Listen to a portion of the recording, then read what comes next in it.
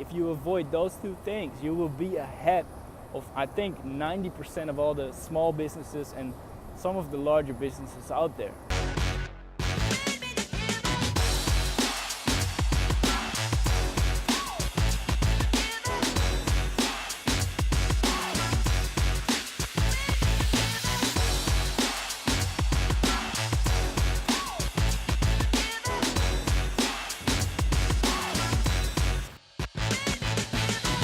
What's up, you guys? We're in downtown LA today. We're on the rooftop. I thought this was a beautiful location to shoot this video today. Look at this backdrop. It's awesome. It's a little bit noisy here, but I think you can hear me well with the microphone over here.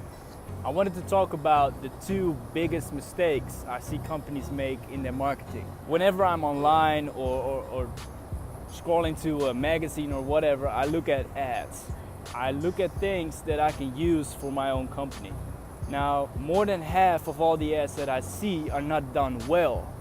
And I'm wondering why that is. I think it's because companies are very fast in talking about themselves and not so fast in talking about the customer. They don't really understand the customer. So I want to talk about these two biggest mistakes companies make and how you can avoid them by just planning out your campaigns well and really think about the story that you're going to tell. Mistake number one I see companies make is they talk too much about themselves. They talk about what the company does or has been doing.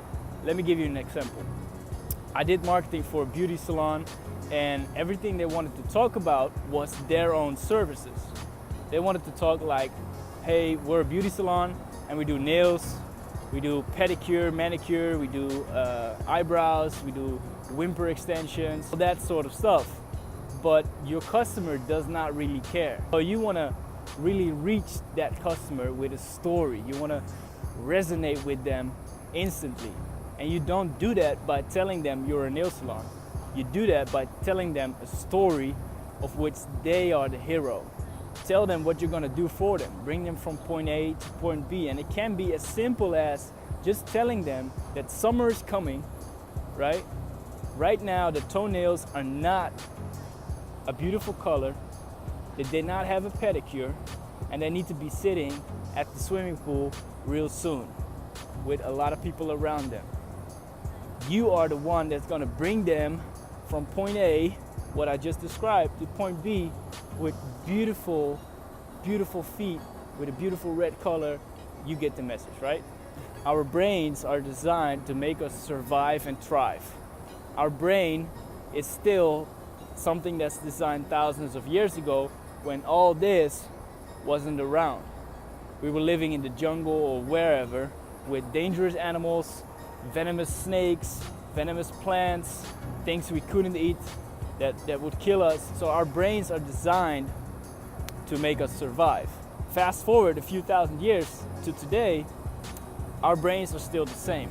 They're still designed to make us survive and thrive, but in a different way. So when we see ads, the first thing our brain unconsciously looks at is, how does this benefit me or how does this threaten me? And if it doesn't do either of one, we just ignore it. Because nowadays we get bombarded with ads over and over and over. So our minds just shift through all those ads. And if they're not relevant to us, we just ignore them. Makes sense, right? So what we want to do as marketers, we really want to trigger the brain. We really want to resonate with the brain of the customer. Now, how do we do that? We use psychology and we combine them with marketing techniques. It's not by telling them what you do, it's by telling them what benefit it is for them.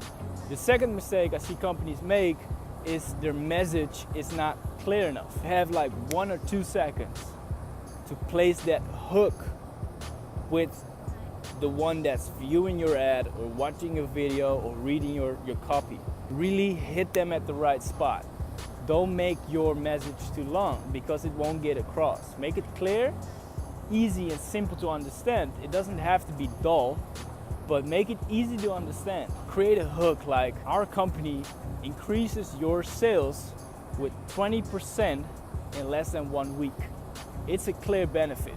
And if that person has a small business, is doing sales, he wants to increase their sales with 20% in 1 week, and he is at least curious, like, okay, how? And then you can start the conversation, and don't just tell them how, like we do this. No, take them with you in the story. So once you have placed the hook, okay, we increased your sales with 20% in the next week, and they're interested, then take them into the story.